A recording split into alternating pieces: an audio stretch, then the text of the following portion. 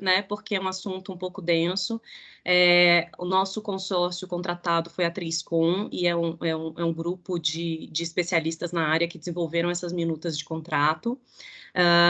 É uma dinâmica que vai ser feita por 6 blocos de apresentação e intercaladas com dinâmicas de perguntas sobre o que foi apresentado. Não existe uma resposta certa ou errada para cada uma das perguntas, mas é mais para colher as perspectivas de quem está participando. A maioria do público aqui foi selecionada dentro de especialistas em eficiência energética, geração distribuída, pessoal da área de engenharia elétrica, né, geralmente, e da parte de contratos públicos também, para a gente justamente enriquecer essa nossa discussão hoje. Eu vou passar a palavra, então, para o Marco Aurélio, o engenheiro e bacharel em Direito também, que vai apresentar e vai conduzir, vai representar os consultores da Triscom e vai conduzir essa nossa apresentação de hoje. Muito obrigada a todos.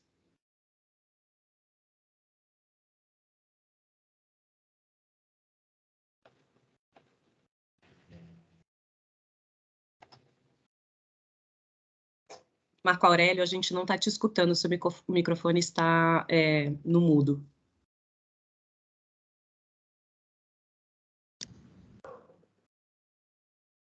Ok, agora?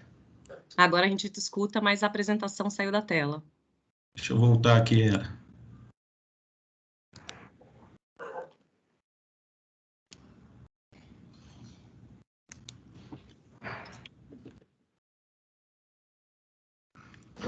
Tô aprendendo, viu, gente? Bom, boa tarde. Sou Marco Aurélio, sou especialista em eficiência energética, sou um aqui do grupo, composto pelo Luiz Humberto, Luiz Francisquini, Carolina Trade e o Rodolfo Monteiro, que não sou advogado, mas trabalhei 35 anos na CEMIG, na área de eficiência energética, sendo 19 anos na eficiência, trabalhando com contratos de desempenho. E aí, com a ajuda deles, aí, nós montamos essa apresentação e os contratos e os anexos dos contratos estão todos disponíveis aí ao final da apresentação. Agradeço aí a oportunidade e vamos dar sequência aí no trabalho aí.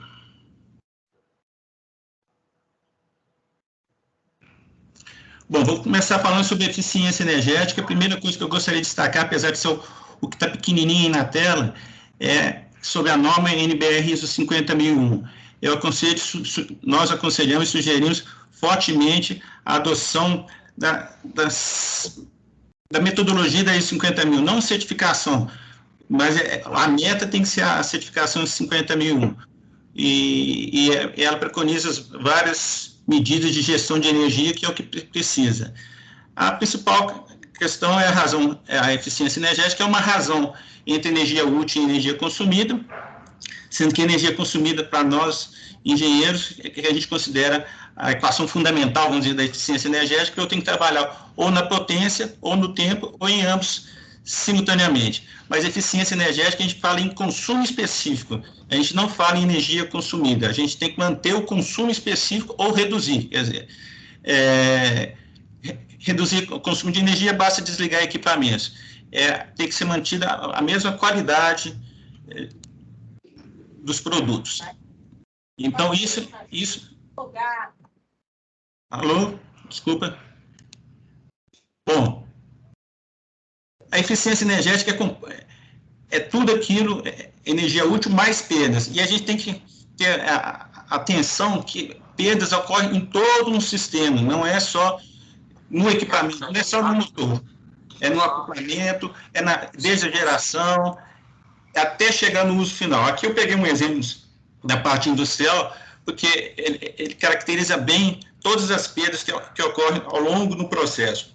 Você tem perda na geração, na transmissão, na distribuição, mas entrou no sistema elétrico da instalação, aqui no caso industrial, mas pode ser qualquer instalação, daí em diante todas as perdas são responsabilidade dos gestores. E podem haver vários pontos de atuação. Eu só quero mostrar aqui que há diversas oportunidades de reduzir as perdas até que se chegue no uso final da energia. E aí, a gente significa que quando eu reduzo a necessidade do uso final, eu economizo todas essas perdas aí, só para mostrar que a gente tem que ter uma visão sistêmica de todo o processo. Não pode ser só quer trocar motor, quer trocar lâmpada. A gente quer tem que ter uma visão sistêmica de tudo. Vou falar dos principais conceitos agora. O projeto de eficiência energética é um conjunto de medidas que vai fazer, que inclui o projeto e que vai levar à redução do consumo de energia. E nele está escrito o que vai ser implementado, as medidas de implementação para reduzir o consumo, mantendo os níveis de produção e de qualidade do produto final. Esse é o bom projeto de eficiência energética. E ele ocorre, geralmente, através de um contrato de desempenho entre o setor público, no caso que a gente vai discutir aqui, e uma empresa de engenharia que a gente chama de ESCO. Ele estabelece a relação entre as partes aí, colocando nesse contrato toda a parte técnica, a parte administrativa, a parte de qualidade, prazos, valores, vai estar tudo regulado ali nesse contrato de desempenho. Esse e a diferença dos demais contratos, porque a ESCO vai ser remunerada de acordo com a economia que vai ser obtida. E a ESCO é uma empresa de engenharia especializada nessa área de eficiência energética, e ela vai promover as medidas que foram identificadas no diagnóstico energético, que a gente vai ver logo à frente.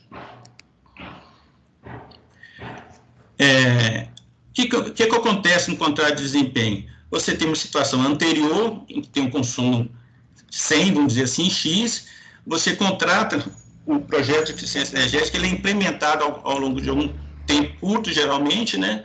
E depois você vai perceber uma economia, só que essa economia vai ser compartilhada com a ESCO ao longo de algum tempo, durante o prazo de contrato, do contrato de desempenho, que pode variar de 2 a 5 anos, dependendo do tipo de medida, e depois que acabou o contrato de desempenho, toda essa economia fica com o cliente, com o poder público, no caso, a instalação do poder público.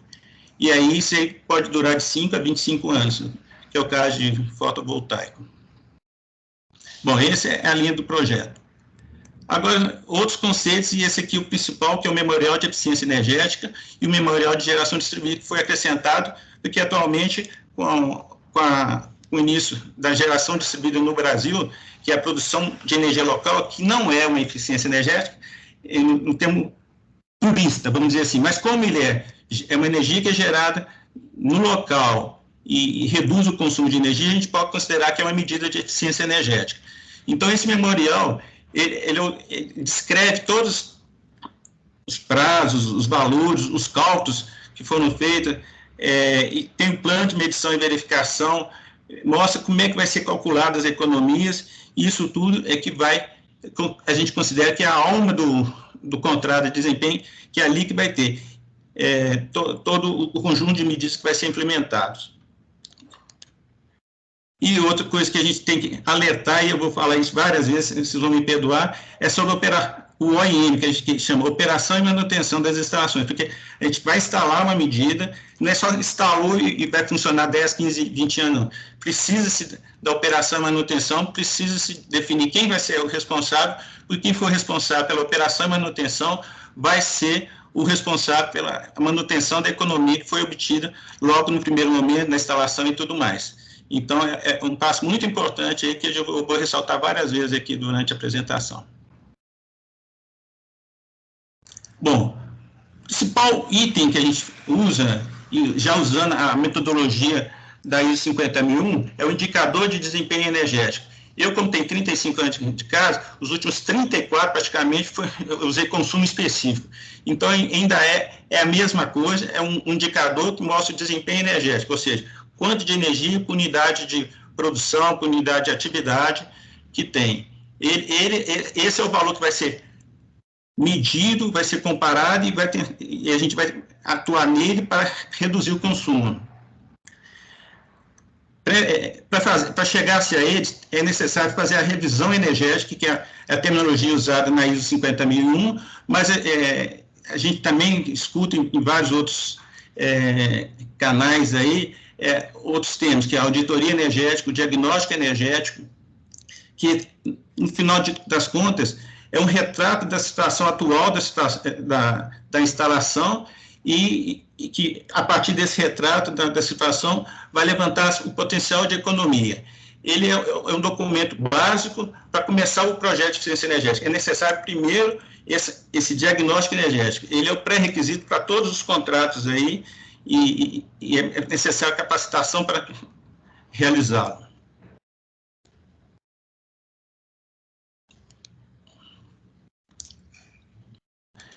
Aqui são os usos de energia que a gente pode trabalhar. São vários usos de energia, sendo que em força motriz não é só motores. É refrigeração, é climatização, é ar comprimido, é bombeamento, ventilação. Tem vários usos dentro de força motriz.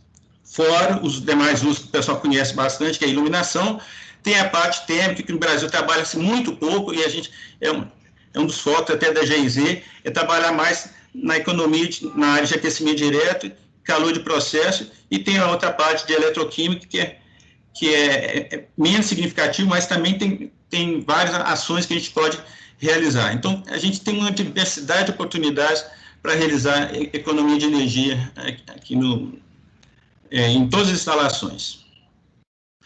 Bom, aqui eu termino a parte, vamos dizer, do conceito, e agora vou falar as etapas do processo aqui. Começa com a negociação de diagnóstico energético. Como eu falei, o diagnóstico energético é a base de tudo. Eu preciso desse relatório do diagnóstico energético para fazer o projeto de energia. Então, a gente faz a avaliação, decide, tem medidas, então vamos fazer. Então, se a gente vai fazer, precisa, no setor público, ter o orçamento de investimento, o de despesas, como é que a gente vai pagar isso aí, e o contrato de desempenho já é elaborado, e é o que nós fizemos, para que possa ser feita a licitação do projeto. E aí, coloca-se um edital de licitação, o CD é celebrado ao final pelo vencedor, né? E aí inicia-se a implantação do projeto pela ESCO vencedora, que vai ter os relatórios de acompanhamento aí.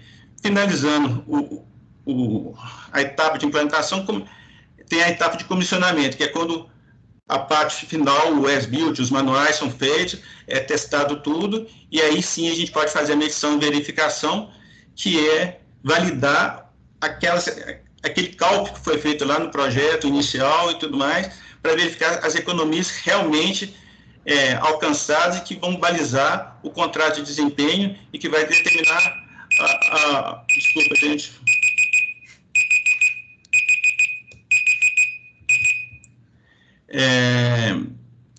E ao final da medição e verificação tem a parte de administração e OIM, que é a parte de vamos manter, vamos realizar os pagamentos e vamos manter aquela economia ao longo do período, tanto do pagamento como da vida útil do equipamento. Essa é a parte que eu estou verificando as economias e estou pagando elas. E, finalmente, fecha-se o contrato de desempenho, e depois, ao final da vida útil do equipamento, tem a destinação final dos equipamentos que foram instalados, e é preciso já se prever se vai ser um reuso, uma venda, um descarte, porque esse custo também é um custo do projeto. Bom, essas são as etapas, esse é o conceito, e agora eu vou passar para a produção aí da GIZ fazer a primeira dinâmica que está prevista aí. Tá? Obrigado.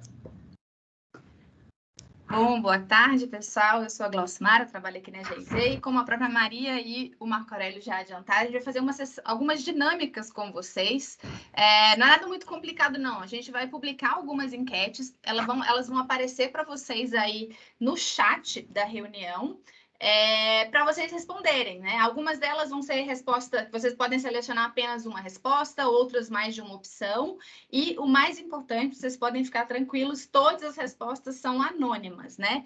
Então, para ninguém ficar com medo ou ficar com vergonha de responder. Então, eu já vou preparar, a primeira pergunta já está preparada aqui para vocês, a primeira enquete, vou passar elas agora para vocês. Como você prefere licitar um projeto com mais de um uso final, iluminação, GD, climatização e com prazos diferentes de implementação? Um projeto ou contrato para o uso final, todos em um único contrato ou projeto, todos que tenham o mesmo prazo juntos. Enviando a pergunta, ela vai aparecer no chat para vocês agora. Pessoal, cada pergunta tem 1 minuto para resposta, tá? Não tem resposta certa e errada, não, mas é importante para a gente colher a opinião de vocês. Isso. Aí vocês vão ver que ela também aparece, tá aparecendo uma porcentagem para vocês no final. Então, eu sugiro vocês subirem um pouquinho a barra de rolagem, que aí as opções de voto vão estar lá em cima.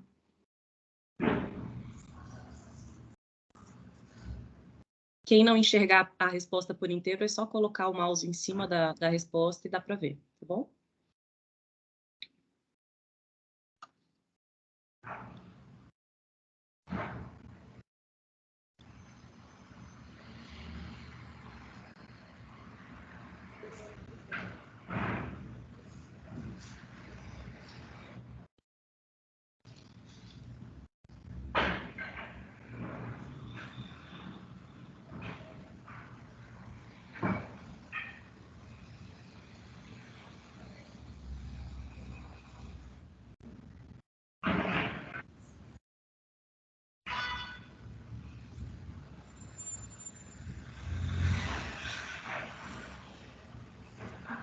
Já estamos com 25, 32 respostas, ainda aguardando mais algumas. Mas muito bom ver a participação de vocês e os numerozinhos da nossa enquete subindo. Glau, deve ser os 3 palestrantes que não responderam, mas pode passar para a próxima. Pode passar para a próxima? Então, já vou, seguindo o mesmo esquema, já vou passar a próxima pergunta para vocês, que é: considerando a sua realidade, é possível a realização ou obter sem licitação de um diagnóstico energético? Pergunta fácil de sim ou não. Enviando.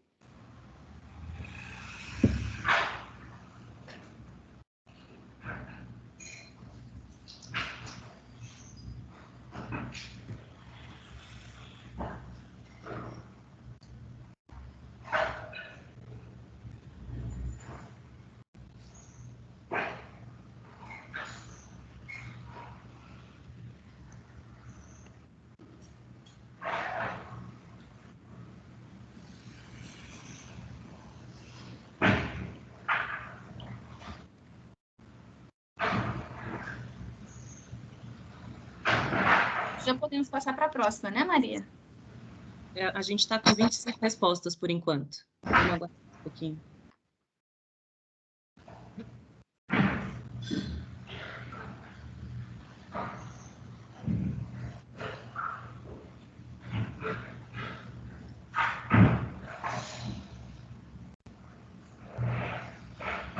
Podemos passar para a próxima.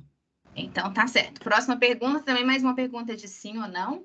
Você possui capacidade técnica para avaliar um diagnóstico energético prévio? Vai aparecer no chat agora.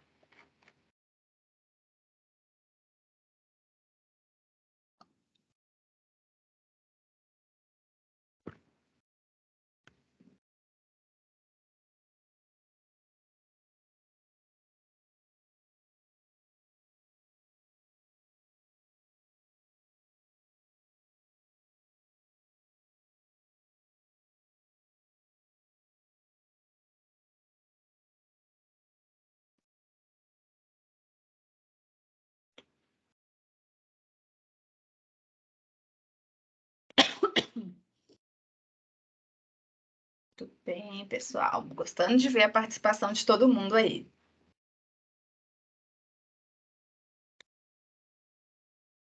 Acho que era a última, né, Glau? Desse bloco. Isso. Desse bloco, sim, foram 3 perguntas. Vou voltar a passar a bola de novo para o meu colega Marco Aurélio, mas daqui a pouco vocês me veem de novo, tá bom? Com mais perguntas. Bom, gente, continuando aqui, eu vou falar agora sobre o conteúdo dos contratos de desempenho que nós desenvolvemos, que nós estudamos bastante aí, e apresentar para vocês primeiro o conteúdo desses contratos, que apesar de ter vários modelos, o conteúdo básico é o mesmo. A primeira parte, quer dizer, todo contrato que tem são as partes, que é o contratante e o contratado. No nosso caso, pode haver os intervenientes, pode ser tanto a instituição financeira como o proprietário da instalação, lá onde é que está instalado a escola, o hospital, o prédio público, que pode ser de terceiros, né? E tem... Desculpa aqui, gente, estou apanhando aqui do...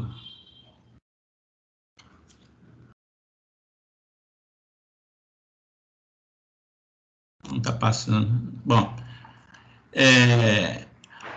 Então, o contrato começa com várias cláusulas, a primeira sempre é o objeto do contrato, e o que eu quero ressaltar aqui é essa... Opa, desculpa, gente.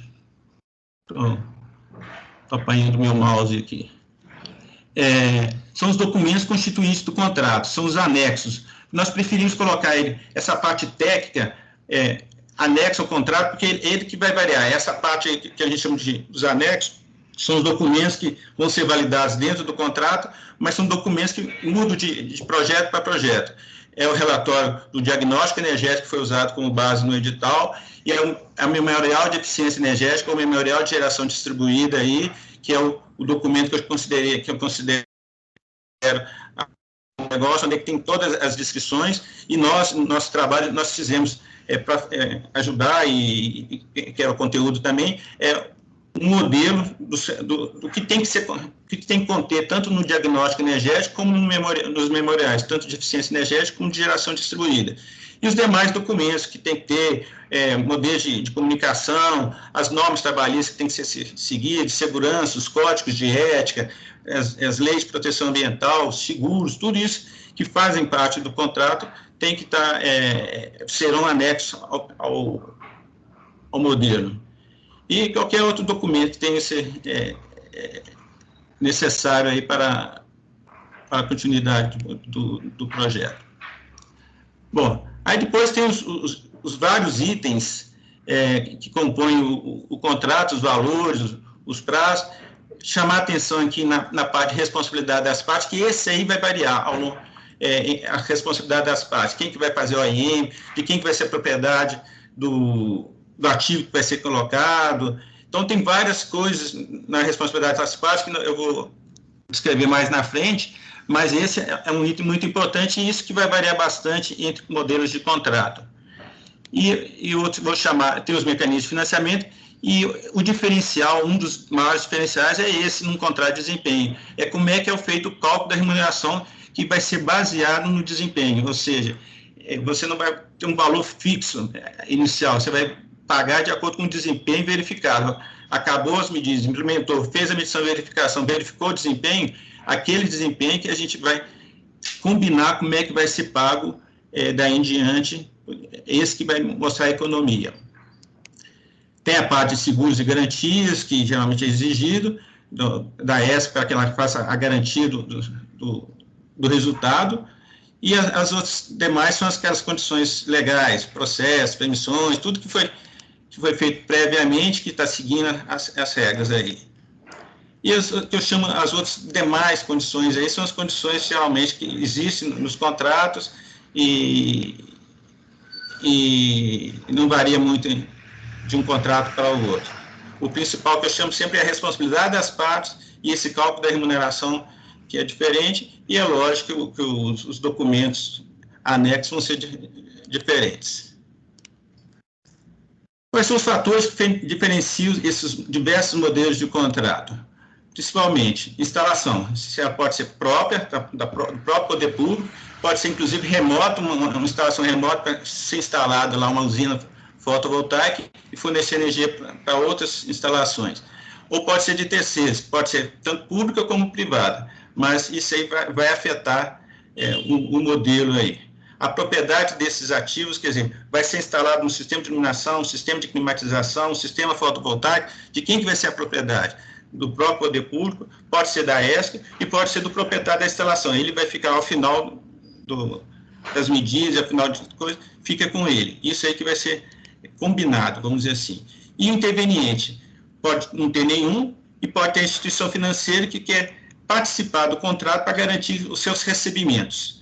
Ou o proprietário tem que ser um anuente ao contrato, quando ele é o proprietário da instalação, onde é que vai ser feito medidas aí de instalação aí, a menos que você entregue limpo do jeito que você encontrou, né? Então, isso aí são alguns dos fatores. Continuando, que eu acho que é o principal, é essa parte de responsabilidade das partes. Isso aqui varia dos modelos, para cada um dos modelos.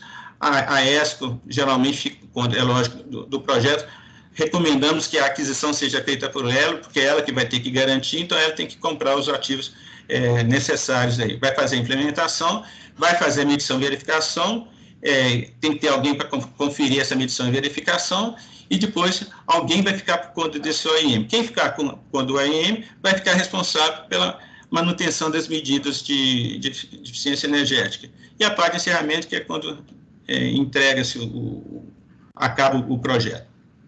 E as premissas condicionantes é o cumprimento do que o setor público tem que cumprir, as leis, regulamentos e normas, tudo que tiver legislação aplicável aí.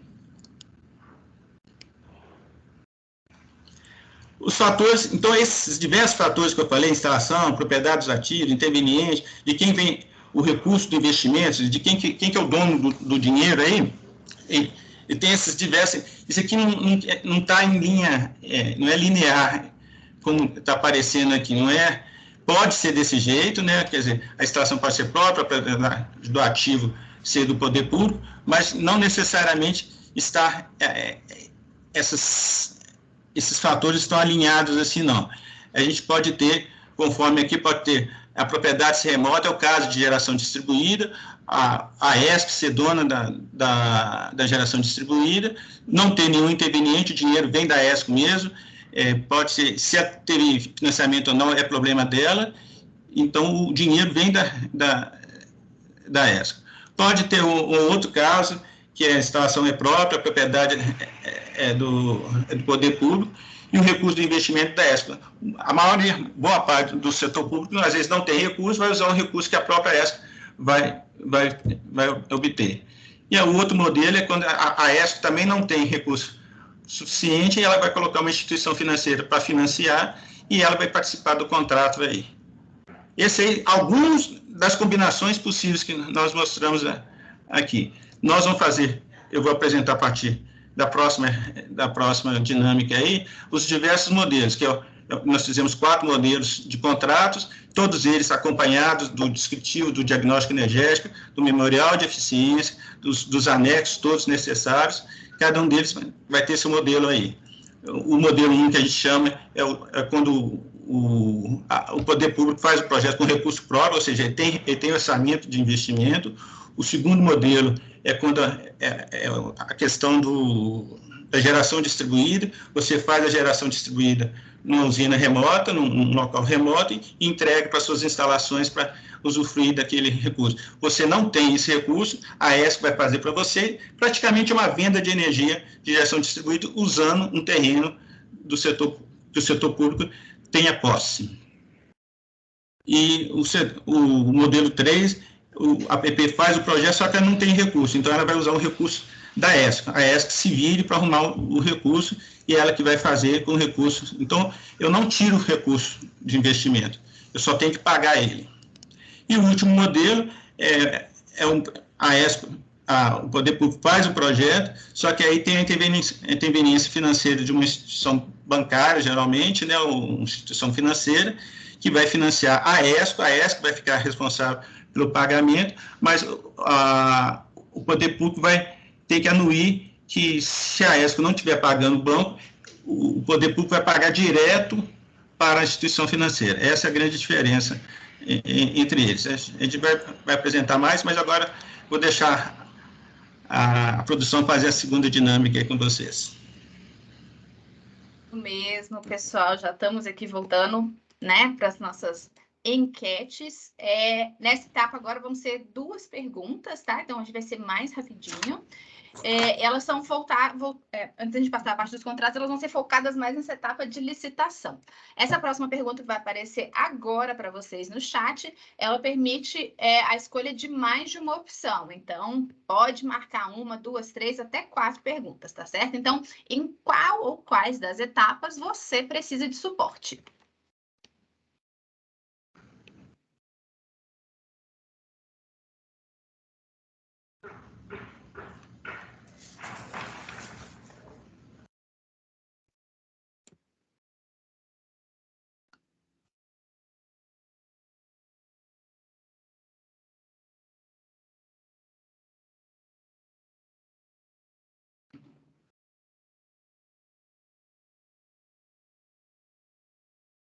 Tudo bem, temos várias respostas.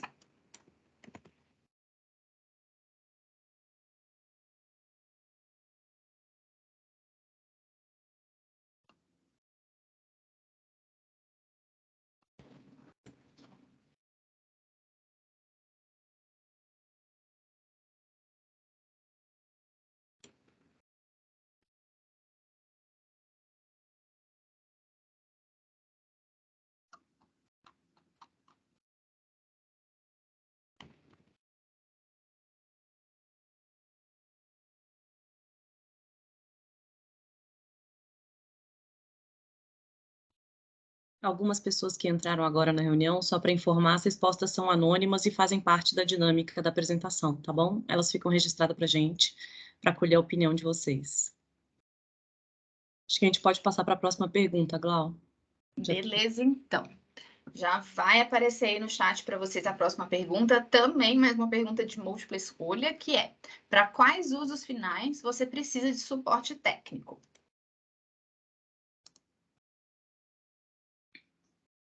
Foi.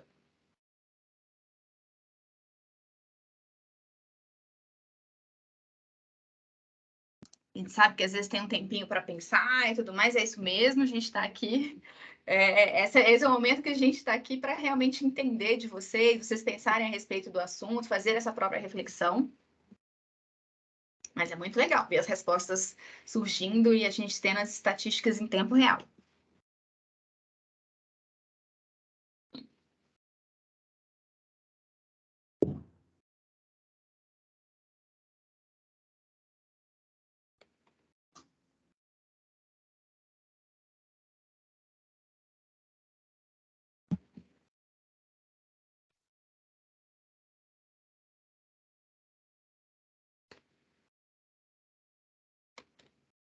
Podemos voltar já para a apresentação, Maria? Eu acho que a gente dá mais uns minutinhos. Tá ótimo, podemos voltar para a apresentação. Então, até daqui a pouco, pessoal.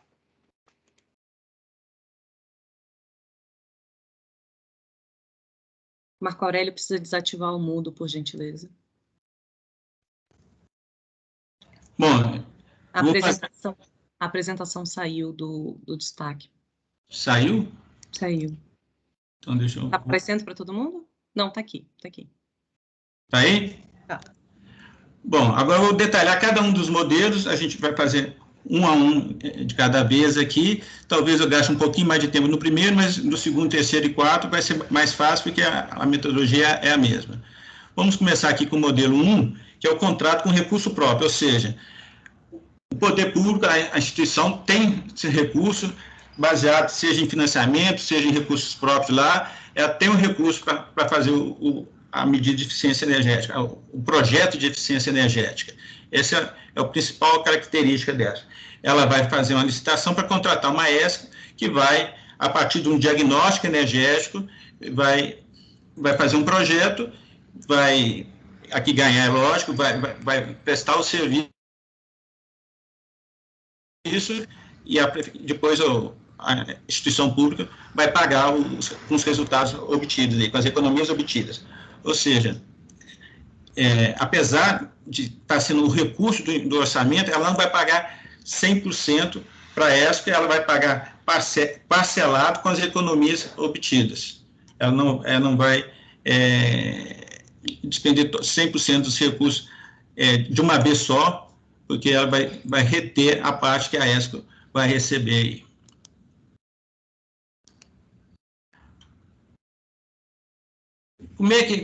Quando que eu recomendo? Quando eu tenho disponibilidade dos recursos. Se eu tenho disponibilidade do recurso, vamos partir para esse modelo de contrato.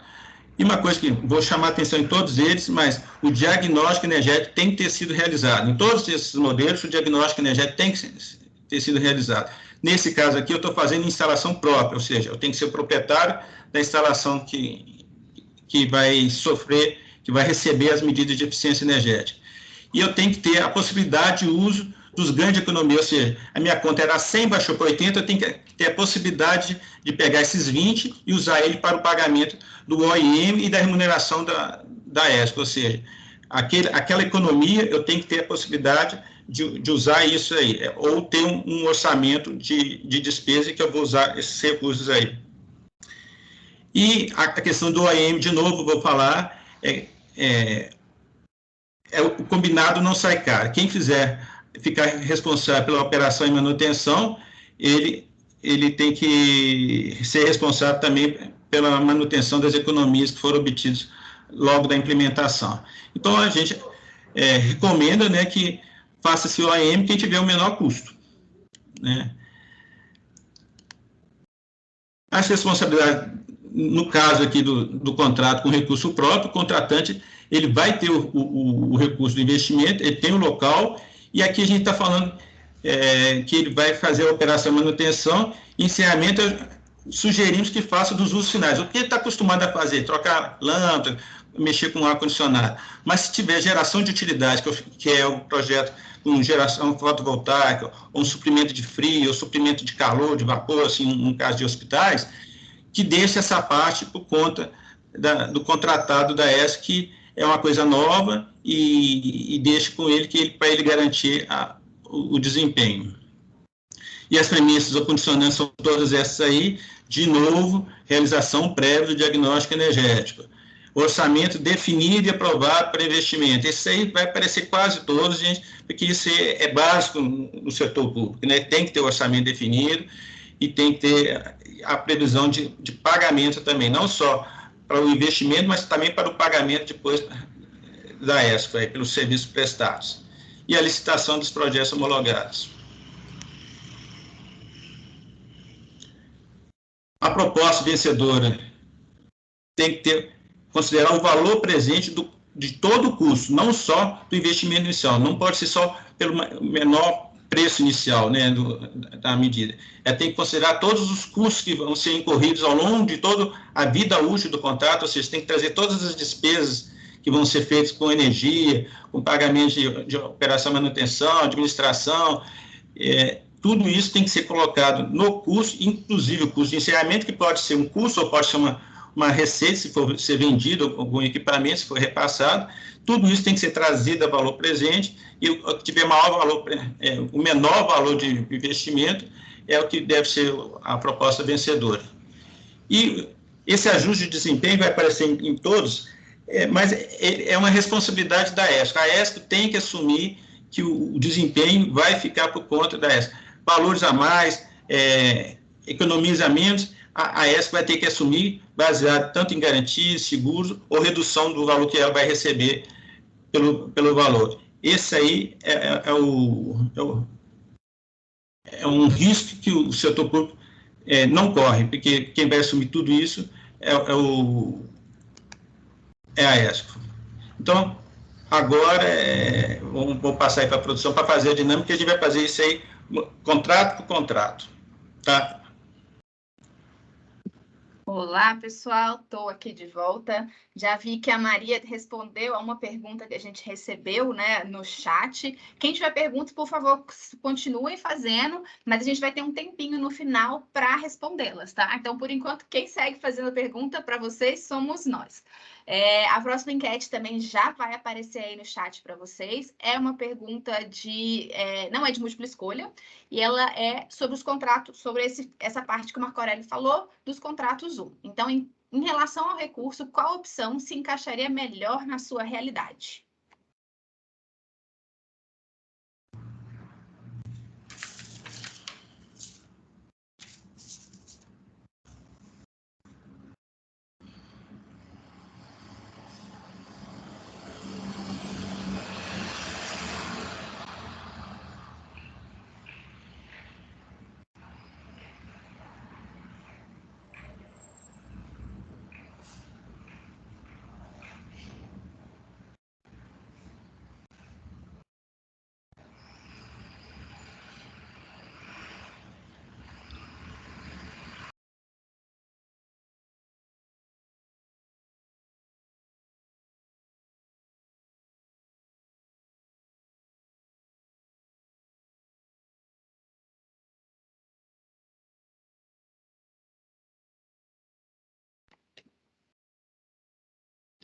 Muito bem, as respostas continuam chegando. Vamos aguardar mais um pouquinho antes de passar para a segunda pergunta desse bloco. Esse bloco vão ser 3 perguntas, tá bom, pessoal?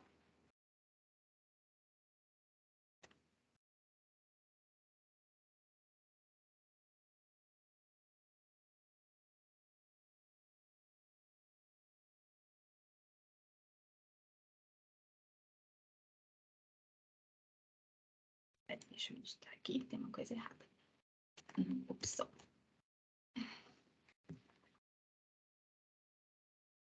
Bom, vou publicar a próxima enquete para vocês, tá certo? É a 7ª já estamos na 7ª enquete do dia.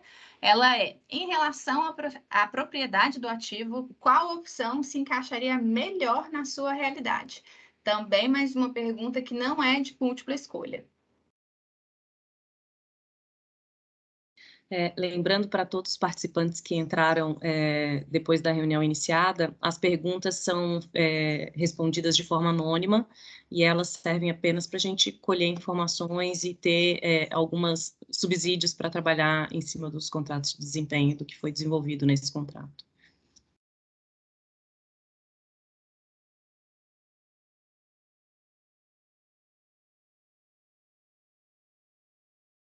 Obrigada pelo complemento, Maria. É sempre bom reforçar isso, a questão da segurança dos dados, da proteção dos dados, da privacidade de todos vocês aqui.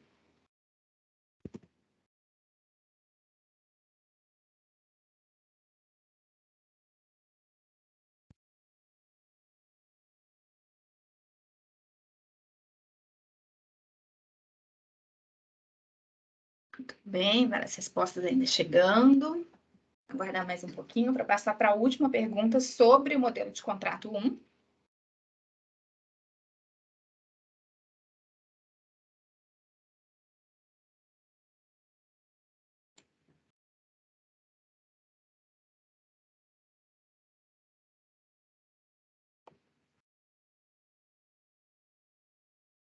Bom, acho que a gente já pode passar. Então, a última pergunta, né, sobre o modelo de contrato 1, ela é, em relação à responsabilidade de OIM, qual opção se encaixaria melhor na sua realidade? É enviada também mais uma opção de resposta única.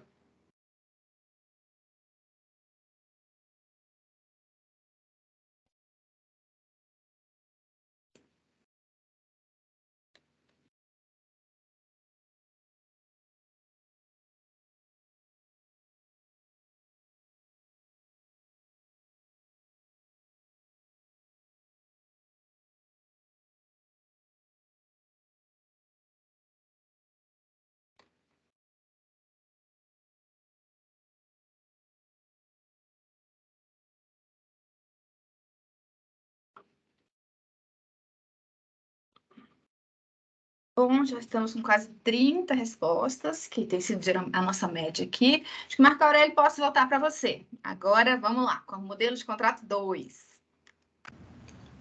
Estão me escutando? Sim.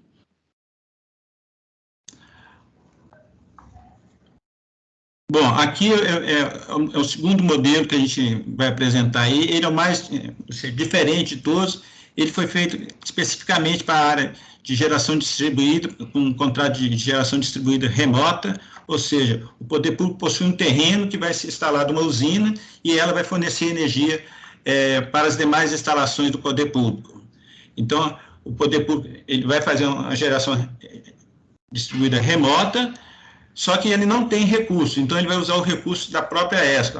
A ESCO vai fazer um investimento, ela vai ser a proprietária do ativo, nós vamos ter uns detalhes jurídicos aí para a gente falar, ou seja, o recurso é da ESCO. Como ela obteve o recurso, não interessa, é um recurso dela, do orçamento dela, ela vai fazer a implementação, vai ficar de posse, mas vai usar um terreno do poder público e vai fornecer energia para as diversas unidades do poder público estiver contratando. Esse é o modelo de contrato 2. As condições necessárias. Ele tem que ter um terreno que vai ser da responsabilidade dele, ele tem que indicar as instalações beneficiárias. Como é que ocorre a geração distribuída? Só rapidinho, você constrói uma usina e essa usina vai ter uma capacidade lá que vai atender diversas unidades, geralmente de baixa tensão, porque são as que têm a conta mais elevada aí. E quem está contratando vai ter que definir que volume de energia que eu quero contratar para cada uma dessas unidades. A soma disso aí vai ser exatamente a soma, vai ser a produção de energia da geração distribuída que a ESCO vai fazer. A ESCO vai ser responsável tanto pelo recurso de investimento, pelos projetos, aquisições, implantação. a medição e verificação e a operação e manutenção também, porque ela tem que garantir aquela entrega de energia sempre. Então, aqui eu estou entregando energia para o setor público, para diversas unidades do setor público. As premissas, de novo, principalmente no caso de geração distribuída, atender as resoluções da ANEEL referência à geração distribuída. Em todas as outras medidas, contratos que a gente vai falar, está incluída a geração distribuída. Nesse aqui, a geração distribuída é remota. Eu estou instalando a geração distribuída em outro lugar. Se eu estiver instalando no mesmo local, pode estar tudo dentro do mesmo contrato, dentro do mesmo modelo. Mas aqui eu estou fazendo remota para entregar em outro ponto, para outras instalações.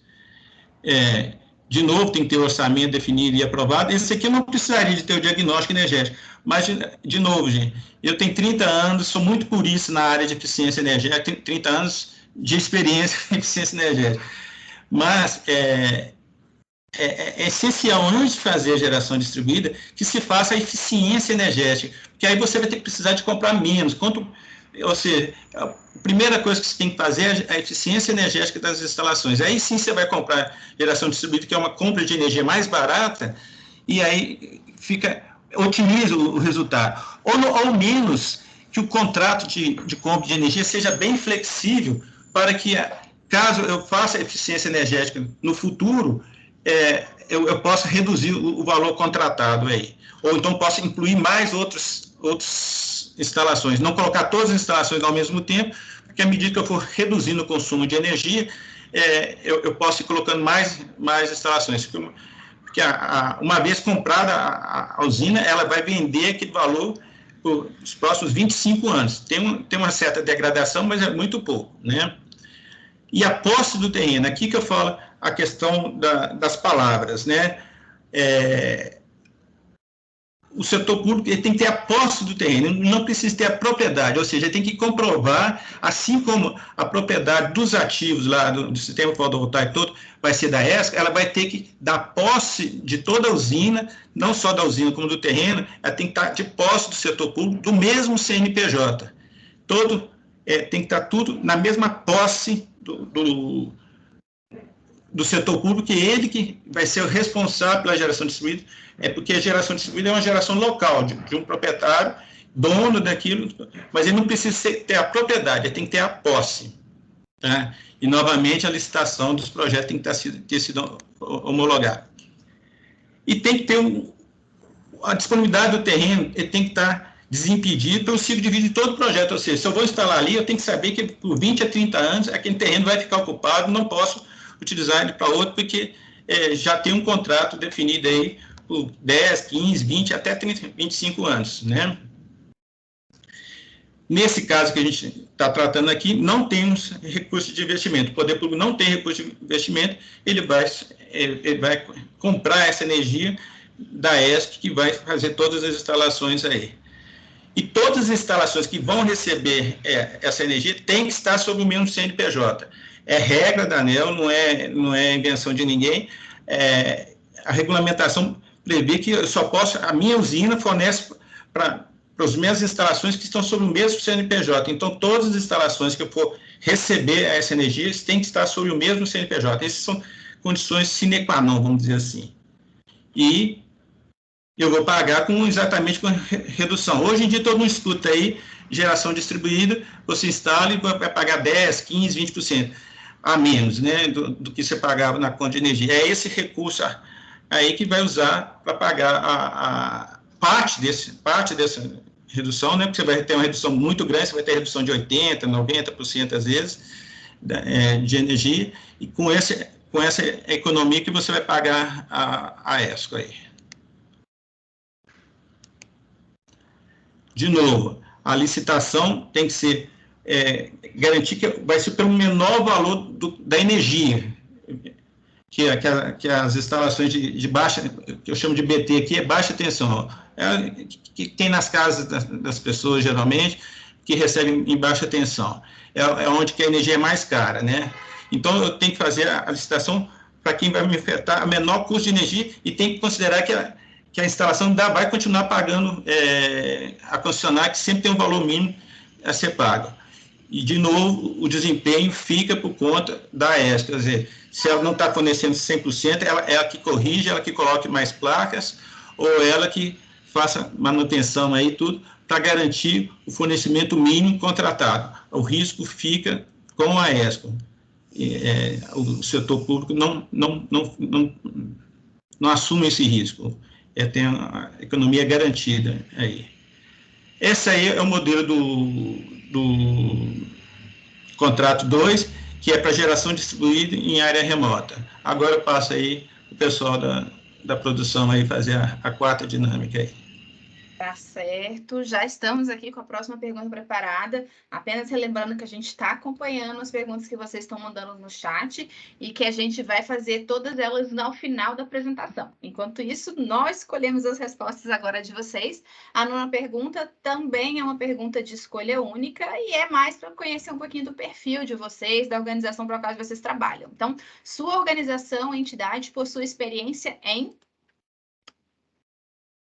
Seu aí.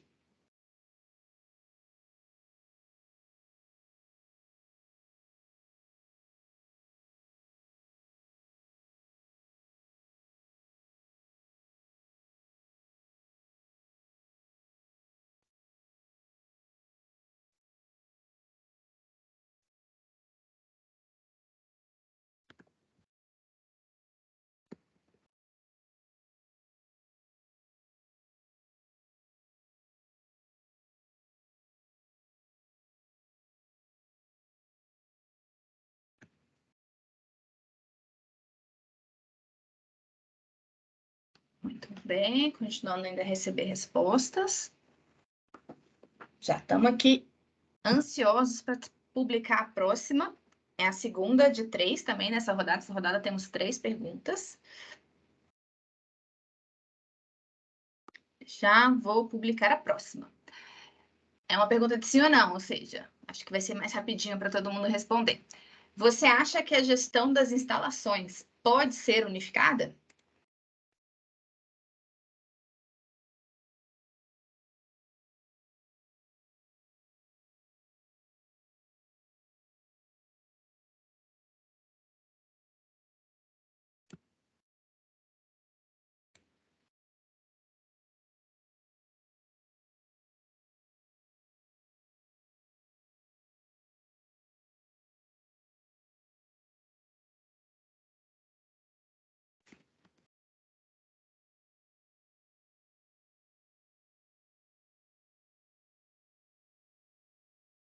Acho que podemos passar para a próxima, Gló. Essa foi mais rápida. Enquanto eu estava preparando aqui, vocês foram mais rápidos do que eu. Próxima pergunta também, ela é simples, de sim, não ou não sei. Considerando que as medições de cada instalação tenham datas de leituras diferentes, você acha que as medições dessas instalações poderiam ser sincronizadas?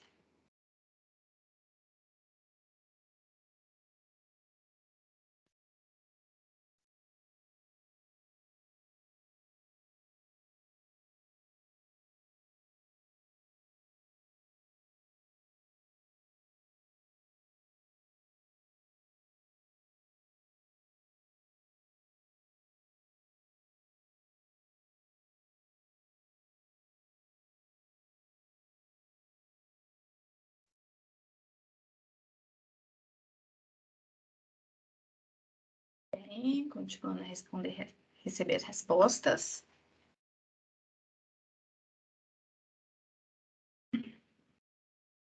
Marco Aurélio, se você já quiser se preparar para apresentar o modelo de contrato 3, é com você.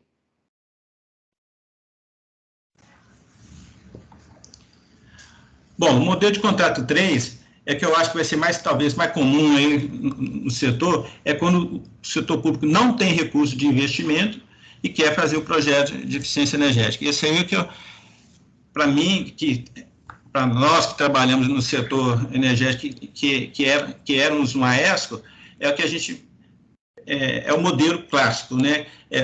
O poder público não tem o recurso de investimento e a AESC que vai fazer o investimento para o poder público, ela vai investir tudo, vai transferir todo o ativo para o poder público e ela vai ser remunerada pela economia que ela vai obter. Então, o recurso de investimento vem da ESCO, pode ser financiado ou não, mas a instituição não está participando aqui, o recurso é da ESCO, ela faz o investimento, desenvolve o projeto e presta o serviço, que seja troca de iluminação, seja geração distribuída local, tudo mais, ela vai prestar para a instalação. E com a economia, o poder público paga a ESCO. Na minha época, a gente falava isso, é o contrário de fluxo positivo. Você não põe dinheiro e paga com a economia e ainda fica com uma parcela dela. Então, não vejo... o problema é a dificuldade de todo mundo entender que é muito bom esse modelo de contrato e ninguém acredita que possa existir uma coisa assim, mas existe e é o que funciona lá fora, que deveria funcionar aqui no Brasil. Bom, como é que é o modelo? Para quem que recomendo? Para quem não tem dinheiro, né? Para quem não tem recurso de investimento. Se eu não tenho recurso de investimento, já tenho um diagnóstico energético realizado, toda vez eu vou falar isso, né? A instalação, nesse caso aqui, é a instalação própria, ou seja, eu sou o dono da instalação, eu posso usar a economia que eu vou ter, quer dizer, eu vou reduzir meu consumo de 100 para 80, vou poder usar os 20 para poder pagar aí, então é isso. E a parte de OEM, de novo, quem tiver o menor custo, que faça. Né? Aqui a gente está falando que o poder público faria, porque teria, ele já paga, ele já tem o pessoal de operação lá e poderia fazer, mas ele tem que assumir o risco de manter a economia ao longo de todo o prazo do contrato. A responsabilidade do contratante, então, é ter o local da instalação, ele vai fazer o OEM, se ele for fazer o OEM, ele está assumindo o risco de manter a economia ao longo do tempo, e ao final fazer o encerramento, fazer o descarte ou a venda dos equipamentos. O contratado, que é a ESCO, ele vai ter que entrar com recurso, ele vai fazer o projeto, ele vai fazer a aquisição, ele vai implementar, vai medir, vai mostrar para a instalação, para o poder público, que obteve a economia X, e a partir daquela economia, o que foi combinado no contrato, pelo menos a economia garantida aí, ele vai ser usado para remunerar a ESCO que fez o projeto, né? Premissas, de novo, atender as mesmas leis que tem que ser atendidas, se tiver caso de GD, atender as normas da ANEEL, as normas de concessionária quando é de geração distribuída, tem que ter o orçamento definido e aprovado, a licitação tem que estar homologada e a realização prévia do diagnóstico energético. Isso tudo, vocês veem que se repete e é uma coisa que tem, e nós já colocamos os modelos de diagnóstico energético, de memorial de eficiência energética, tudo lá para facilitar o lançamento do edital, vamos dizer assim.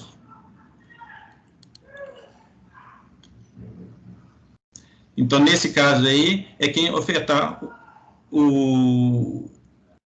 a maior economia, né? O valor tem que ser o menor valor que o poder público vai pagar durante o prazo contratual, né? E, de novo, a ESCO assume o risco. Se der menos e se der mais, é combinado o que vai ser, mas a ESCO tem que garantir uma economia mínima. Menos que isso, ela assume o risco, ela assume com garantias e seguros aí que tem que cobrir esse valor, ou então o prazo tem que ser estendido, porque várias propostas gostaria de deixar claro aí, que você faz um projeto, às vezes, para 3 anos, mas como ele tem uma vida útil de 10 anos, você pode prolongar o prazo do contrato, reduzir o valor pago, já que você não conseguiu aquela economia, você pode reduzir o valor, já que não conseguiu aquele desempenho, e aumentar o prazo de pagamento. Isso pode ser feito, isso aí é de acordo com o que foi colocado no contrato, né? Mas, geralmente, no mínimo, uma economia mínima tem que ser colocada como garantia.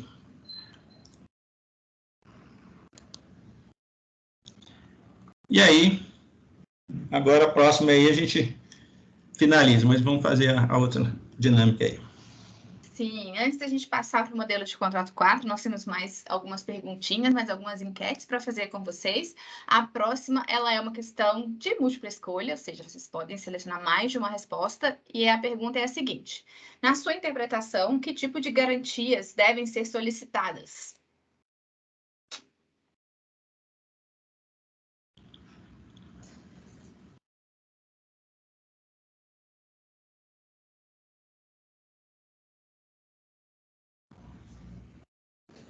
Lembrando a todos que algumas pessoas entraram agora por último na apresentação, as perguntas estão sendo colhidas aqui, né? A dinâmica da apresentação é colher informações do público, né, da audiência de vocês, para a gente fazer alguns estudos em cima ainda do que foi proposto aqui nas minutas de contrato, mas ao final da apresentação a gente vai passar todas as perguntas que estão sendo colocadas aqui no chat pela audiência para o palestrante, tá? Eles estão em um grupo que o consórcio tem, alguns dos consultores estão presentes aqui com a gente, acompanhando, e a gente faz as perguntas ao final, tá bom?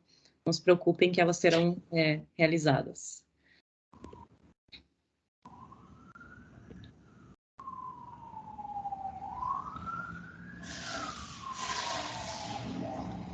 Dá mais um tempinho para o pessoal responder essa pergunta de número 12.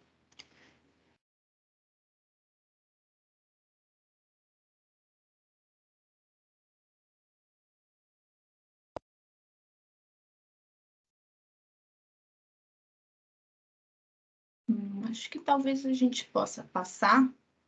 O pessoal está um pouco tímido, talvez não está sabendo qual opção escolher.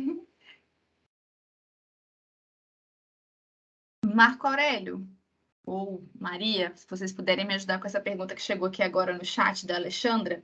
Essas alternativas da pergunta 12, elas são aplicáveis ao setor público? Sim. Ok. Marco Aurélio pode responder melhor, se ele quiser.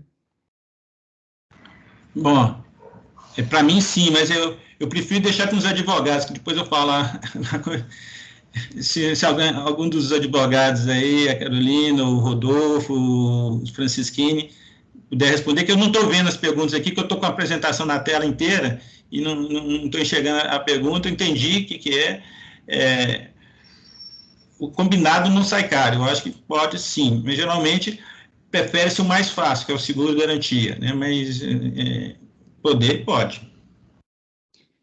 Eu prefiro, questão de ordem, deixar as perguntas para o final, senão a gente perde um pouco da dinâmica que a gente organizou, mas não se preocupem, todas as perguntas serão passadas ao final, tá bom? Ok, então passando para a próxima pergunta.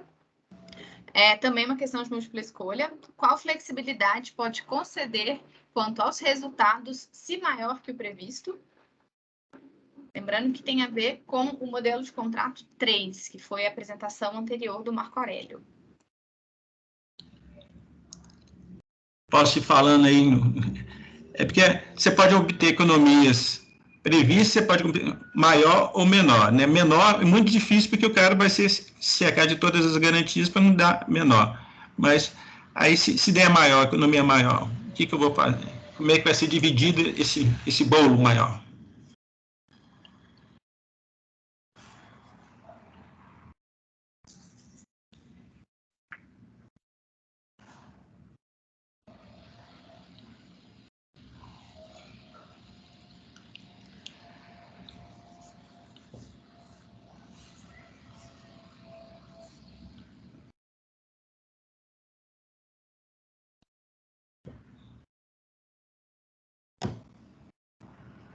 Muito legal ver que tem vários comentários aparecendo. Como a Maria reforçou, vamos responder eles ao final da sessão. Aquela foi só uma pergunta muito relativa àquela questão que a gente estava fazendo, mas se não se tiverem alguma dúvida, publiquem no chat, escrevam que estamos monitorando e vamos repassar tudo no final. Passando, então, acho que para a próxima pergunta, a última dessa sessão, e aí a gente vai encaminhar para o modelo de contrato 4. Mais uma pergunta de múltipla escolha para vocês, tá certo? Que é, como garantir a qualidade ou a performance?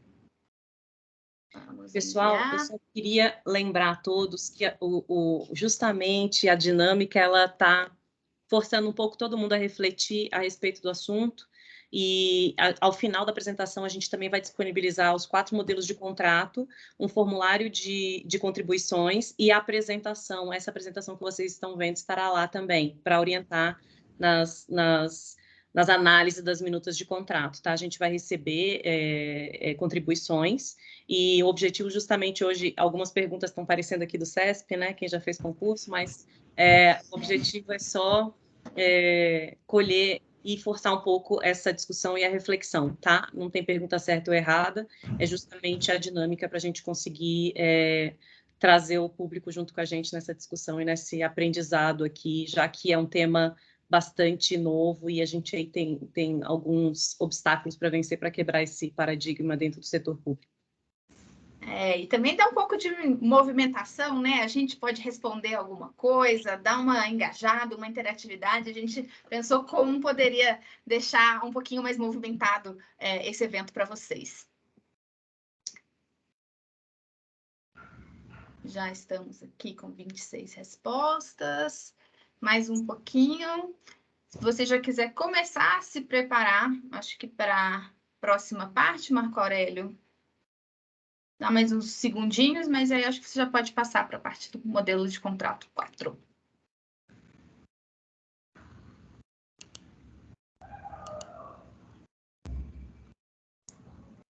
Bom, vou começando aqui, gente. O modelo 4 é praticamente o modelo 3, só que agora a instituição financeira que vai financiar a ESCO, ou seja, ela vai participar do contrato financiando a ESCO, ela vai obter o recurso, mas ela vai entrar como interveniente, porque nesse caso o poder público vai ter que aceitar repassar o pagamento que ele faria para a ESCO, repassar para a instituição financeira, no caso de uma inadimplência da ESCO com a instituição financeira, ou seja, quem vai pagar a instituição financeira é a ESCO, mas em caso de inadimplência, como interveniente, o Estado aceita pagar direto para a instituição financeira. Ela vai ter que aceitar o pagamento direto, em vez de pagar a ESCO, pagaria. A prioridade no recebimento vai ser da instituição financeira. Então, essa é a grande diferença. A ESCO vai continuar prestando o seu serviço, vai continuar tendo a responsabilidade das medidas, e ela vai assumir o risco, inclusive, de pagar para a instituição financeira. Só que, como garantir, para facilitar até o empréstimo e tudo mais, conseguir os recursos, a instituição financeira entra com a permissão, vamos dizer, do Estado, da entidade pública, de que vai repassar o recurso caso comprove-se uma inadimplência da ESCO. Aí. Então, a grande diferença do modelo é essa. Vamos passar aqui as condições, né? Ou seja, o contratante continua com o local, o OIM, de novo, o combinado não sai caro, quem fizer, assume. Pode ser tanto da contratante como do contratado. A responsabilidade do contratado é fazer o financiamento, não é o recurso do investimento, ela obter o financiamento, fazer os projetos, aquisições, implantação e a medição e verificação. E ela assume o financiamento. E o interveniente entra com o recurso do investimento, é ele que vai trazer o recurso do investimento. Né? Geralmente não é 100%, a ESCO vai ter que entrar com a parte dela também, né? Novamente, dentro das premissas, todas já colocadas aí, tem que ter o orçamento para o pagamento, porque aqui o setor público não está entrando com recurso nenhum e tem que ter o orçamento definido e aprovado para o pagamento das condições que foram combinadas, né, com a ESCO aí. Os diagnósticos energéticos têm que ter sido realizados, né, e as regras de GD aí. Quando que a gente recomenda esse contrato? Quando não há o recurso de investimento, tanto pelo poder público, como a ESCO precisa, às vezes, da anuência disso para provar para o financiador que tem um contrato, que vai pagar, que já tem um contrato lá. Então, ele consegue taxas melhores no mercado do que fazer um grande investimento, às vezes, com recurso próprio, que consome...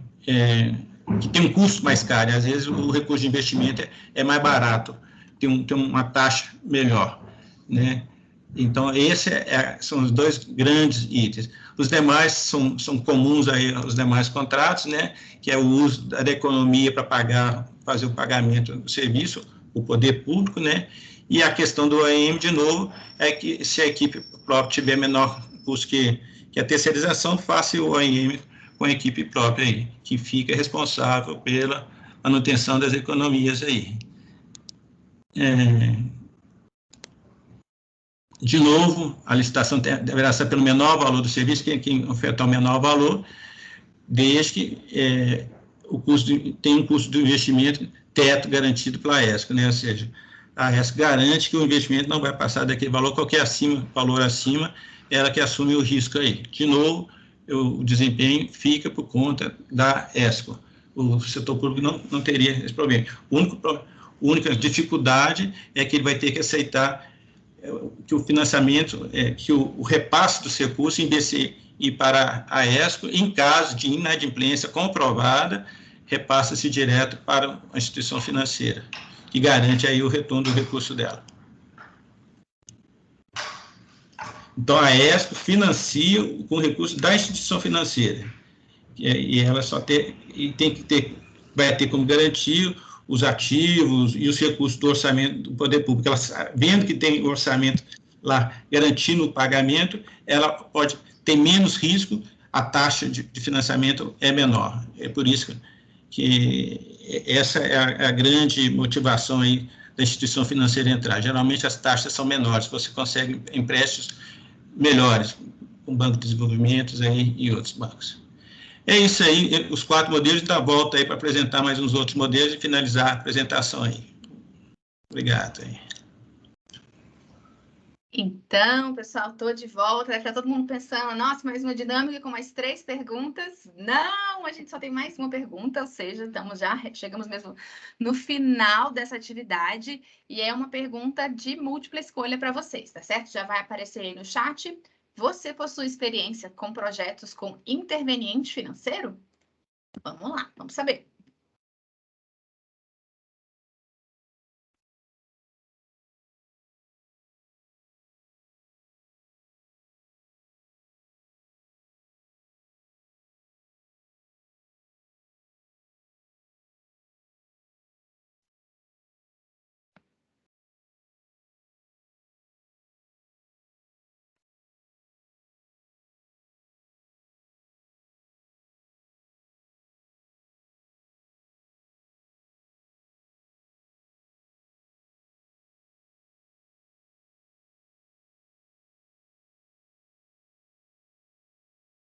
Respostas ainda chegando, muito bem. Esse aqui veio rapidinho. Acho que vamos precisar até de menos tempo do que a gente tinha programado, né, Maria? É bom que sobra mais tempo para eles responderem as perguntas aí, que a turma está ansiosa pelas respostas. Com certeza. Bom, eu acho que aqui na parte da enquete, talvez a gente vai ter mais alguma outra resposta, mas a maioria das pessoas que estavam respondendo já respondeu. Se vocês quiserem dar prosseguimento.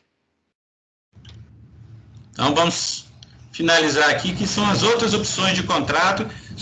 Como vocês podem ter visto, é muito semelhante de um para o outro, varia interveniente, de quem vem o recurso, de quem quer propriedade, quem quer posse e tudo mais, mas está tudo lá nos contratos, nos modelos de contrato, tem seus memoriais aí e tudo mais. A gente só vai falar das outras opções que foram levantadas, estudadas, que a gente não tratou aqui, mas que é fácil, vamos dizer assim, adaptar os diversos modelos. Que é uma coisa que nós não tratamos aqui, é quando a instalação é de terceiros, quando a instalação pertence a terceiros. Pode ser de um outro órgão público, ou pode ser de privados aí que estão alugando aquela instalação. Então, tem um modelo que a APP faz o projeto na instalação de terceiro. Então, esse terceiro vai ter que ser um interveniente, porque ele vai ter que anuir as condições e saber de quem vai ficar a propriedade ativa. Vou instalar um sistema de iluminação, vai ficar com quem no final daí? Então, a propriedade ativa, nesse caso aqui, um dos casos estudados, seria a propriedade do terceiro ao final dele. E a ESC que faz o investimento aí. Tem um outro modelo, que é instalação própria, não envolve terceiros aí, mas o poder público tem facilidade de compra, então ele compra cada uma das coisas. Ele compra o serviço da ESC, mas ele compra o equipamento, o sistema de iluminação, o sistema de climatização, o sistema de aquecimento, ou seja, ele faz aquisição direta. A ESC especifica e ele sai comprando tudo através de licitações. Tudo tem que ser via licitações. Só para quem tem facilidade de licitar cada um dos produtos. E o recurso, eu já tenho, o recurso é do próprio setor público, quando ele já tem o próprio recurso e quando ele tem facilidade de aquisição. O outro modelo também é a mesma dinâmica, só que eu não tenho um recurso, eu vou usar um recurso de instituição financeira. Quer dizer, a instituição financeira vai financiar o poder público. E aí ela quer participar porque ela quer ver que a economia vai se pagar, que tem a dotação orçamentária colocada lá, que ela vai receber, tem a garantia de que vai receber esse recurso. Eu acho mais difícil esse modelo, mas é mais fácil você internalizar no orçamento e depois usar. Mas é outra possibilidade. Só estou querendo mostrar aqui que há diversas possibilidades, aquelas combinações que eu falei lá no segundo bloco, aqui a gente está combinando outro tanto de blocos para mostrar que as possibilidades são grandes, mas é fácil de adaptar nos contratos de desempenho, e a gente vai estar aí à disposição também para ajudar quem necessitar aí. Então, nesse caso aqui, o último caso aqui que a gente estudou também, ele faz o projeto em propriedade de terceiros, vai ser executado pela ESCO com recurso de instituição financeira. Então, nesse caso, eu tenho dois intervenientes, a instituição financeira e o proprietário, que vai ficar lá com os ativos e que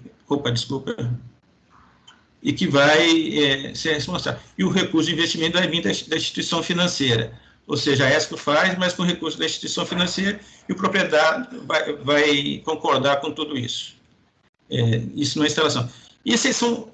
Eu só apresentei 4 dos modelos, você pode ver que a gente tem várias combinações aí, mas são essas opções. O que gostaria só de ressaltar antes de finalizar é ter o diagnóstico energético realizado, ter o orçamento de investimento e de despesa aprovado, sabendo de onde que vai sair o dinheiro do investimento. Maior parte dos casos que a gente falou aqui, quando não tem recurso, não tem despesa de investimento. Quer dizer, quem vai fazer é a própria ESCO, a instituição financeira, né?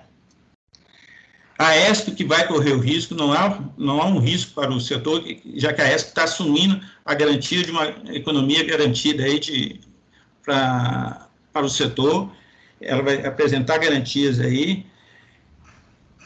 Muito importante definir de quem vai ser a responsabilidade do OIM, que vai ficar com a responsabilidade da manutenção da economia por longo tempo, e outras coisas que é do setor público mesmo, que é ter o edital já pronto e homologado, aí, aprovado. Em síntese, era isso que a gente tem para apresentar.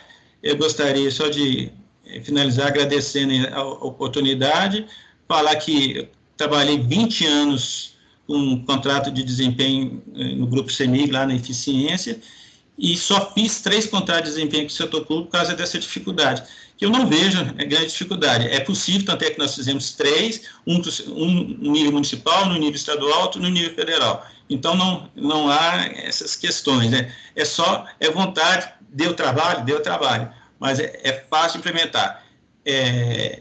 E, apesar dos recursos dos projetos do Programa de Eficiência Energética da ANEEL, eles não são infinitos, então não é para todo mundo. E para que todo mundo aconteça ao mesmo tempo, só nesse modelo de contrato de desempenho que todo mundo pode instalar.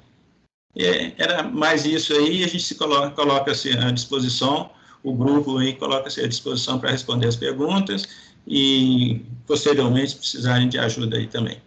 Muito obrigado a todos. Obrigada, Marco Aurélio. Agora, eu vou colocar só a próxima página, que é o acesso aos documentos aí, que vão estar todos disponibilizados aí no site aí, né, no QR Code aí.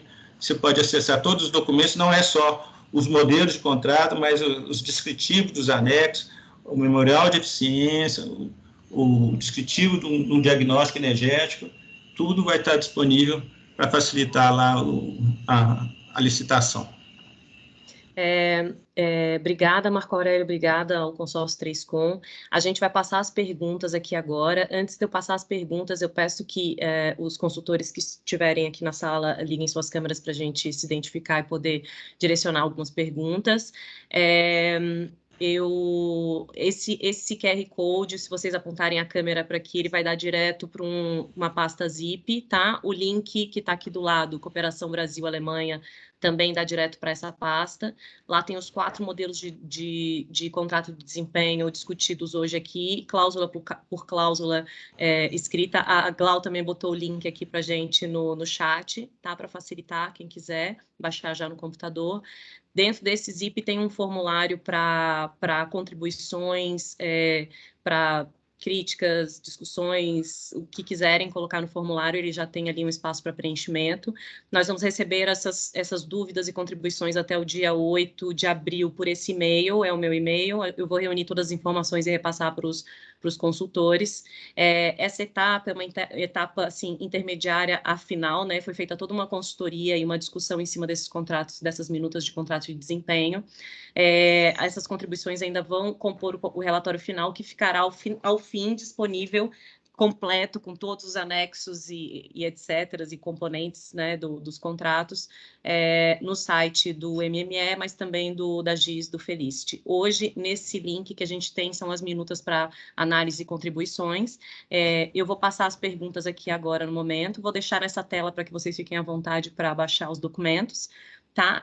Eu vou passar primeiro a primeira pergunta, que foi do Rodrigo Lagreca, e aí eu peço aos consultores que me informem quem gostaria de responder.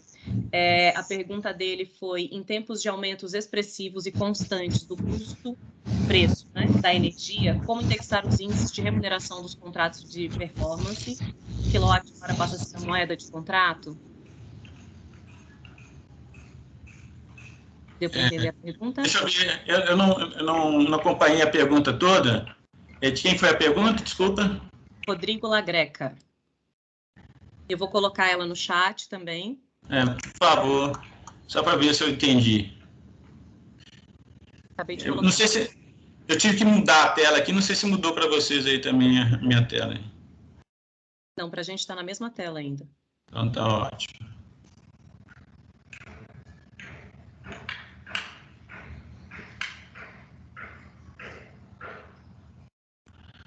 Bom, de novo, sobre essa questão aí, ver quem vai ganhar ou perder menos, né? Porque o custo tem que ser atrelado à tarifa de energia. Geralmente é o preço da energia que vai balizar isso. Então, se a energia subir bastante, você vai estar economizando bastante também em relação àquele valor.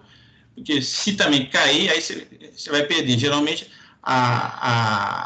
o índice é sempre pela variação positiva. Se vamos dizer assim, e se a energia cair? Aí eu deixo ter a economia esperada aí. Mas isso aí, vamos dizer, na ordem natural das coisas não acontece. Então, é muito difícil. O que pode acontecer é essa flexibilização do contrato.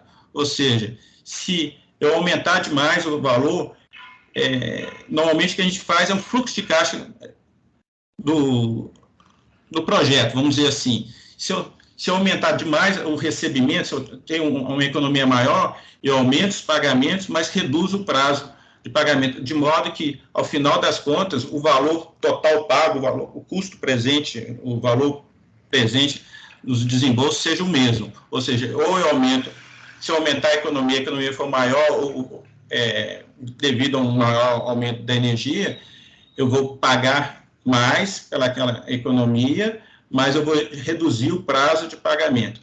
O oposto é verdadeiro. Se eu reduzir o custo da energia, quer dizer, a economia foi menor, ou o preço da energia reduziu, eu vou pagar menos por ela, mas eu vou aumentar o prazo de pagamento, desde que isso se comporte dentro do prazo de validade, ou o prazo de vida útil da medida.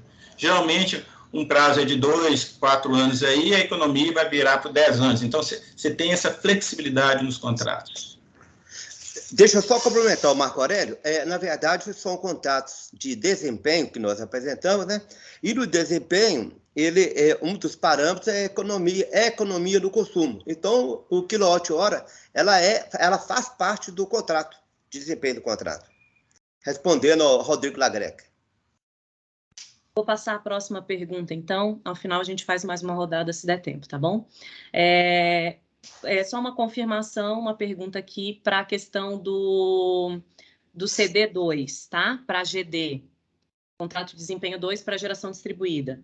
É necessário que o CNPJ do terreno seja o mesmo das unidades consumidoras beneficiadas com a compensação do consumo de energia, do consumo de eletricidade? Não, aí de novo é aquela palavrinha mágica, ele tem que estar de posse. O registro pode estar no nome de um outro CNPJ, mas esse CNPJ tem que ter feito um acordo, um contrato de aluguel, um contrato de cessão, um arrendamento para o proprietário das instalações do mesmo CNPJ. Tá certo. A pergunta agora de Marfisa Carla de Abreu. Quando se fala em ter o mesmo CNPJ, uma solução para o contrato de GD com múltiplos órgãos públicos seria a formalização de um consórcio? Aí eu vou deixar com os advogados, porque o que acontece hoje em GD, essa formalização de consórcio, né? Mas tem que estar a instalação de GD, a instalação de fotovoltaica, no caso, vai ter que ter os mesmos consorciados, né? Os proprietários ou a posse vai ter que ter os mesmos consorciados que vão receber essa energia, se não for no mesmo CNPJ. O que acontece hoje no setor comercial, nessas outras instalações, é isso. A instalação fica em nome dos consorciados, mas é isso sim. Desculpe se quiser complementar, viu, gente? Não, está correta, está correta a sua resposta. Tá. A pergunta agora do Fábio Luiz Conte. Já tiveram notícia de algum projeto de eficiência energética no uso da Lei 14.133 de 2021? Se positivo, foi no uso da modalidade de contratos de eficiência previsto no artigo 39 dessa lei? O único contrato que a gente tem, não sei se foi na 14.133, foi na 8666? Não, foi na legislação diferenciada de contratos, aquela, como é que é o nome de contratação? RDC? RNC, desculpa aí. Que foi o do contrato que a própria ANEEL fez de desempenho, foi um dos pioneiros aí, a ANEEL fez. Foi nesse modelo, usando a RNC, não sei se já, na época, ainda não estava a 1433 homologada, ainda não. Mas ainda não conheço nesse modelo. Só para posicionar a todos, né? A Lei 14.133 é a nova lei de licitações, né? E o artigo 39 que ela falou prevê o seguinte: o julgamento por maior retorno econômico, utilizado exclusivamente para a celebração de contratos de eficiência, considerará a maior economia para a administração e a remuneração deverá ser fixada em percentual que incidirá de forma proporcional à economia efetivada obtida na execução do contrato, que é exatamente o que preconiza o nosso contrato de desempenhos. Nas pesquisas que nós fizemos e nas instituições que nós consultamos, nenhuma delas utilizou a nova lei de licitação para contratar a eficiência energética. Esperamos que com esse trabalho que nós estamos desenvolvendo, ela seja efetivamente utilizada por diversas vezes. Vou passar para a próxima pergunta agora do Rodrigo Lagreca, novamente. Tenho observado algumas concorrências em que o contratante, mesmo privado, tem preferido carta-fiança do que seguro-fiança. Para o contratado, a carta-fiança é mais cara? Qual a diferença para o contratante? Nosso consultor de financeiro aí não está aqui no momento, eu não sei essa diferença. Eu vou responder, Marco Aurélio. É o seguinte, basicamente, a diferença da carta-fiança e do seguro-fiança é que na carta-fiança é o banco que é o fiador, e que no seguro-fiança é a própria seguradora que cumpre esse papel. Na prática, na maior parte das vezes, é o próprio contratado que faz a opção entre um e outro. O artigo 96 da nova lei de licitação, ela é muito claro em permitir isso. Tá? Eu vou ler o artigo 96 para vocês aqui. A critério da autoridade competente, em cada caso, poderá ser exigido, mediante previsão no edital, prestação de garantia das contratações de obras e serviços e fornecimentos, que é o caso aqui da carta. Então, o próprio contratado pode escolher entre carta de fiança e seguro de fiança. Não muda nada para o contratante. Ok. Tenho mais uma pergunta aqui. Todos os modelos apresentados incluem a premissa de diagnóstico energético realizado? Porém, o diagnóstico muitas vezes é um gargalo ao processo por não ter quem o financie, obrigando a ESCO a fazer diagnósticos gratuitos ou no risco, com consequentes impactos negativos. Esse ponto, às vezes, impede um projeto de eficiência energética de acontecer. Como enxergam a remuneração do diagnóstico possa ser inserida em algum modelo para eliminar essa barreira? Esse é o grande gargalo, realmente, por isso que foi até feito perguntas aí, que a opção é sempre essa. Ou se faz um diagnóstico energético licitado, tem que fazer uma licitação com diagnóstico energético, tem que ter recurso para isso, e depois que é isso, ou face no risco. Se for licitado, no custo do projeto vai estar lá, vamos dizer, entre aspas, inflados pelo custo do diagnóstico que vai ter sido colocado lá. Nos projetos que a ANEEL aprova, ela paga, mas se não for aprovado, é um risco. Então, é preferível colocar nos custos do projeto como um custo do diagnóstico, ou o próprio diagnóstico ser realizado a risco ou pelo próprio pessoal, se tiver pessoal capacitado para fazer um diagnóstico energético, um mínimo de diagnóstico, a gente chama até de pré-diagnóstico, porque a partir de um pré-diagnóstico ou um diagnóstico mínimo, aí se pode licitar um novo projeto via o projeto vai ser, a primeira etapa do projeto é comprovar aqueles dados que foram levantados no diagnóstico, quer dizer, a empresa que vai fazer o projeto de eficiência energética, no início ela vai fazer um diagnóstico detalhado primeiro, a primeira etapa, mas é uma etapa do projeto dela aí, só para não fazer um diagnóstico tão detalhado e tão caro, geralmente. Eu só queria complementar a resposta do Marco. A sugestão nossa é que, se o poder público já tiver decidido pela implantação do projeto, aí não tem problema nenhum. O diagnóstico está dentro do contrato que vai ser elaborado. Mas se ela ainda está para avaliar, o recomendado é que ela faça um contrato específico para a elaboração do diagnóstico energético. Com isso, nós resolvemos a questão levantada pela, se não me engano, é o Alexandre, eu esqueci o nome da pessoa, me fugiu aqui, tá? Quer dizer, a ESCO será remunerada pelo serviço de diagnóstico. E talvez o diagnóstico seja a fase mais importante de toda a execução do processo, do projeto. É lá onde que serão definidas todas as premissas, viabilidades, né, questões financeiras. Então, quem executa certamente tem que ser remunerado por isso. No poder privado é mais fácil de resolver essa questão do que no poder público. Então, o recomendado é a licitação específica para o diagnóstico. Obrigada. A última pergunta aqui no caso de desempenho acima do esperado, a opção de o poder público pagaria um montante maior à ESCO? Aí é complemento da pergunta. 95% dos presentes hoje concordaram com isso, porém, como encaixar isso na lei de licitações, uma vez que isso implica que o montante a ser pago pode ser maior do que o valor do contrato inicial? Não, como eu disse, pode-se pagar mais e reduzindo o prazo, desde que o montante final, em termos de valor presente, seja mantido.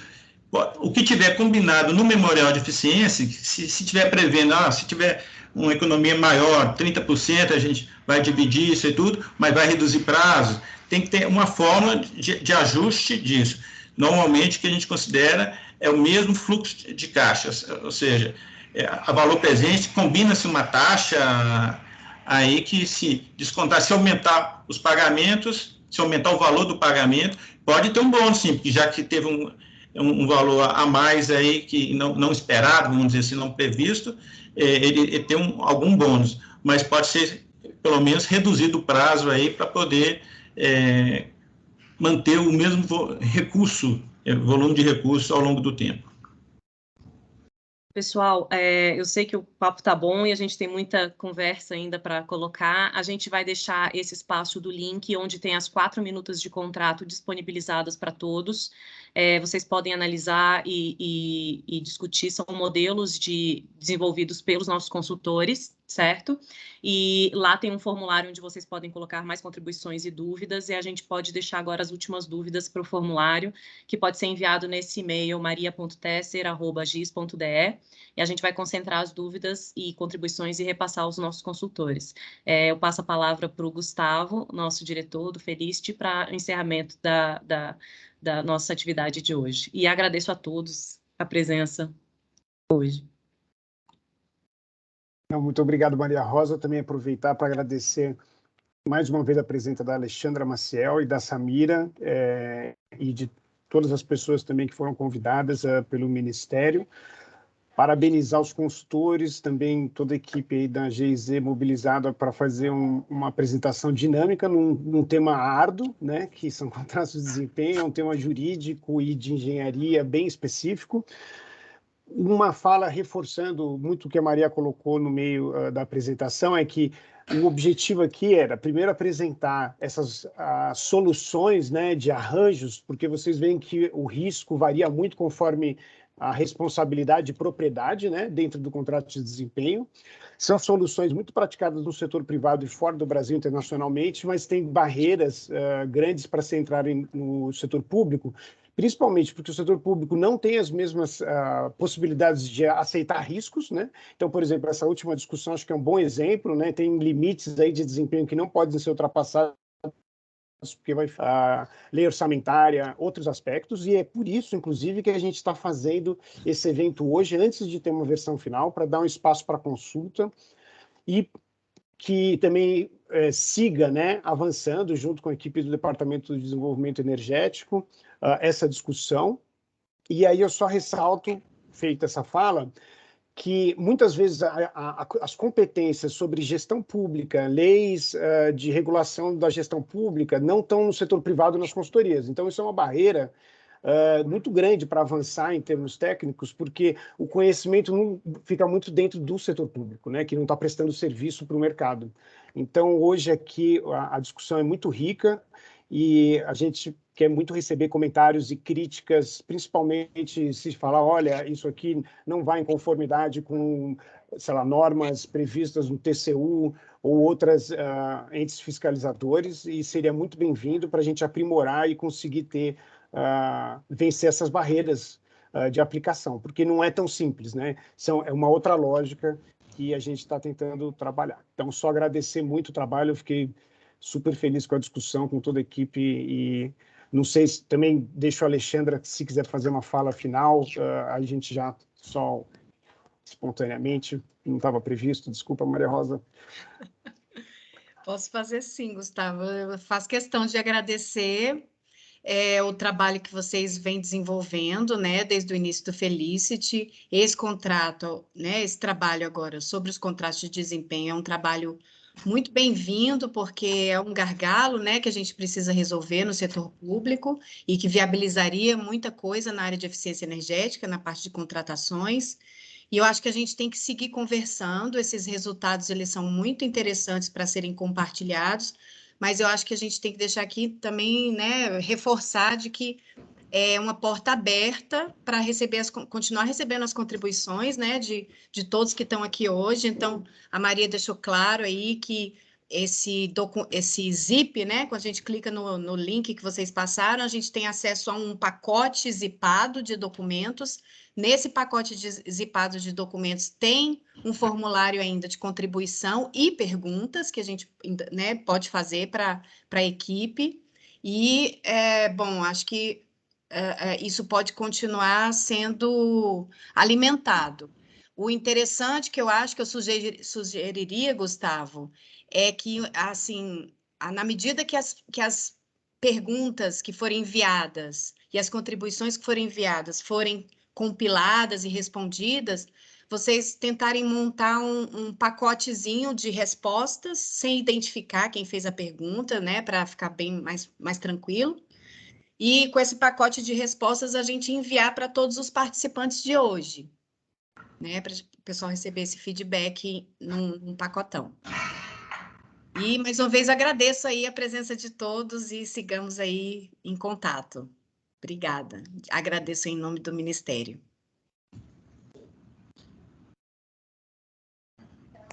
Muito obrigada. Boa tarde. Obrigado, boa tarde. Boa tarde a todos. Tchau, pessoal. Tchau, obrigado. Boa tarde, obrigado.